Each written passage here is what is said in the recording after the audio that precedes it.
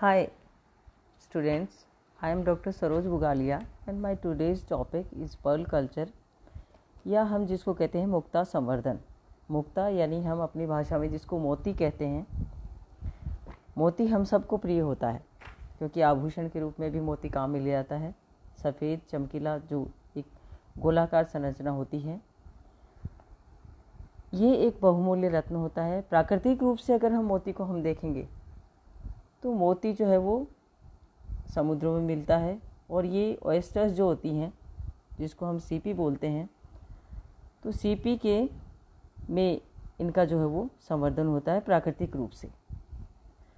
कोई outer particle जब oysters के आउटर शेल और मेंटल के बीच में, क्लेम जिसको बोला जाता है, मेंटल के बीच में जो आउटर पार्टिकल आता है तो उस पार्टिकल के ऊपर इनकी लेस का डिपोजिशन शुरू हो जाता है और धीरे धीरे करके ये गोलाकार संरचना बन जाती है और उसे जो हम नेचुरल पर्ल या मोती कहते हैं। लेकिन इसको बनने में बहुत से साल लगते हैं और इसकी उपयोगिता को देखते हुए इसका आर्टिफिशियल कल्चर या कृत्रिम संवर्धन का किया जाता है।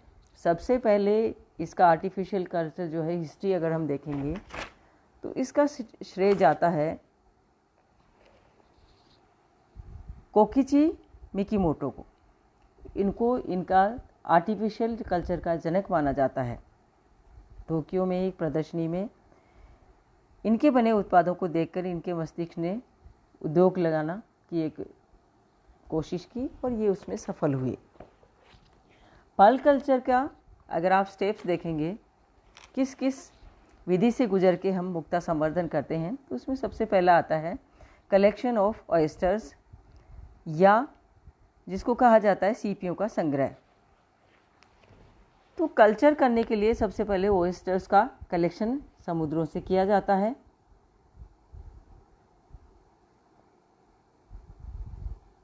पहला चरण है ये इसका, जिसमें समुद्र से मुक्ता सीपियों को एकत्र किया जाता है और ये काम जो है वो ट्रेंड जो होते गोताखोर उनके द्वारा करवाया जाता है, अथवा विशेष रूप से निर्माणित लोहे के तारों के पिंजरों को, जिनका साइज जो होता है 54 इंटू 20 सेंटीमीटर होता है, में सीमेंट कंक्रीट भर के समुद्र में लटका दिया जाता है और इस प्रकार से प्राप्त सीपी को लोहे के जालीदार पिंजरों में बंद कर 10 से 20 दिन तक लटका कर रखा जाता है और इससे जो ऑयस्टर्स के अंडों से भी ऑयस्टर्स की प्राप्ति की जाती है।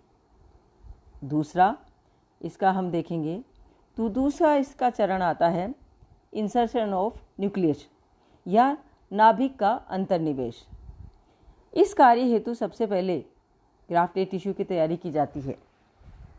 इंसर्शन के लिए ग्राफ्टेड टिश्यू की तैयारी की जाती है और कुछ जो ऑयस्टर्स के प्रवार को काट कर अन्य सीपियों के न्यूक्लियस धारित करने वाले ऊतक के रूप में इनको तैयार किया जाता है।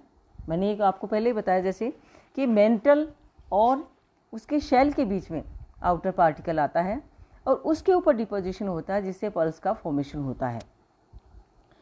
क्योंकि आप सब जानते हैं कि 3 लेयर्स होती हैं इसकी शेल में जो होती हैं, पेरियोस्टिकम, ऑस्ट्रेकम और नेक्रियस। ये 3 लेयर्स होते हैं। तो नेक्रियस जो सबसे अंदर की जो लेयर होती है, नेक्रियस लेयर, उसके द्वारा जो है इसका निर्माण होता है।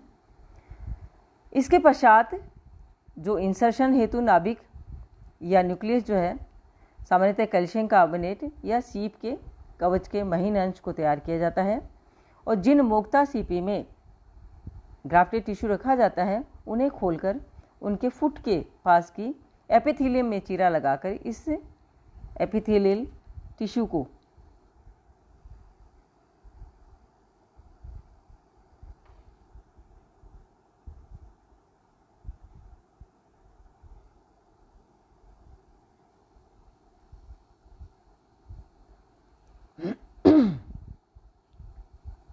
उसके कलम के में रखकर इसकी नाभिक में रख दिया जाता है। यानी कहने का मतलब है कि उसका जो मेंटल होता है उसमें चीरा लगा के इसको उसमें रख दिया जाता है। फिर लास्ट का इसका स्टेप आता है पोस्ट ऑपरेशनल केयर, यानी निवेशन। जो हमने आउटर पार्टिकल निवेश किया है तो उसके बाद की देखभाल जो है जिसमें उसका जो न्यूक्लियस है उसके इंसर्शन के बाद मुक्ता सीपी का विशेष जालीदार पिंजरे में, जिसका आकार जो है 3000 से 6000 तक नाभिक अंतर्निवेश सीपियाँ एक ही पिंजरे में रखी जाती हैं और 2 से 3 मीटर की गहराई पर सर्वप्रथम 6 से 7 दिन तक लटकाया जाता है और इसके बाद उन पिंजरों को जल से बाहर निकाल लिया जाता है। मृतवा अथवा अस्वस्थ सीपियाँ जो होती हैं उनको 3 से 6 वर्षों तक पुनः समुद्र में लटका दिया जाता है और इसके बाद इन सीपी में मोती की प्राप्ति हो जाती है। तो इस तरह से आप देखेंगे कि इसमें सीधा सा और एक जो है सीधा सा जो स्टेप है, आप सीधा सा याद करेंगे कि जो ऑयस्टर्स हम कलेक्ट करते हैं उनके अंदर आउटर पार्टिकल इंजेक्ट करवा दिया जाता है और ये है कि जितना बड़ा पार्टिकल इंजेक्ट करवाते हैं उतना ही जल्दी जो है वो पर्ल्स प्राप्त होते हैं। तो इस तरह से हम देखते हैं कि आर्टिफिशियली या कृत्रिम रूप से पर्ल्स का जो है वो कल्चर किया जाता है।